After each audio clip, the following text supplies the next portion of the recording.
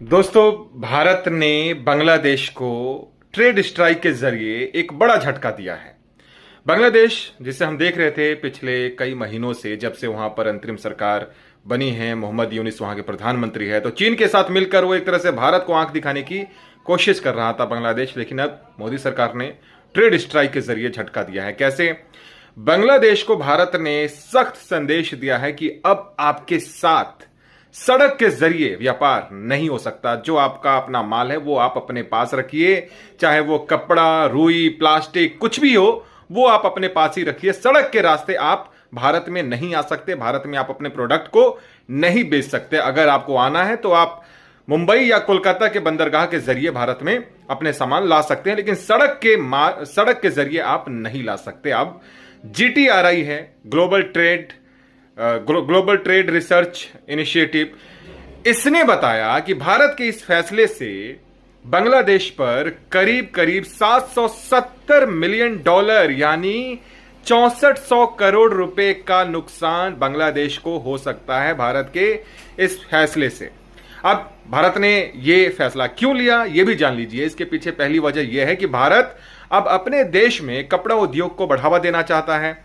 दरअसल बांग्लादेश कर क्या रहा था, वो चीन से बिना टैक्स के कपड़े लेता था और बांग्लादेश जो है वो अपने निर्यातकों को सब्सिडी भी देता था।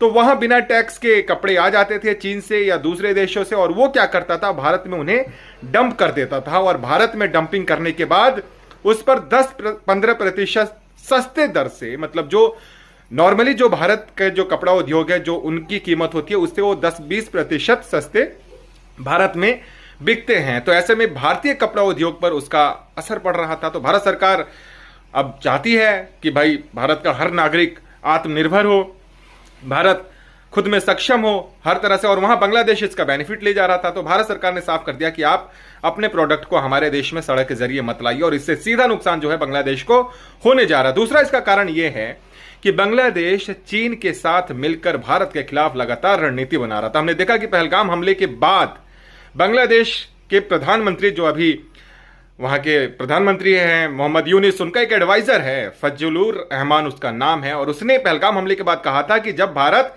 पाकिस्तान के साथ जंग के मैदान में होगा तो फिर उस मौके का फायदा उठाकर बांग्लादेश को चीन के साथ मिलकर नॉर्थ ईस्ट पर अटैक कर देना चाहिए, उस पर कब्जा कर लेना चाहिए। हालांकि बाद में बांग्लादेश की सरकार ने इस बयान से किनारा कर लिया, लेकिन इस बयान को हल्के में नहीं लिया जा सकता। इसके अलावा चीन गए वहां के प्रधानमंत्री मोहम्मद यूनिस ने कहा था कि भारत के जो 7 सिस्टर्स जो स्टेट हैं नॉर्थ ईस्ट के जो 7 राज्य हैं, उन राज्यों को लैंड लॉक्ड बता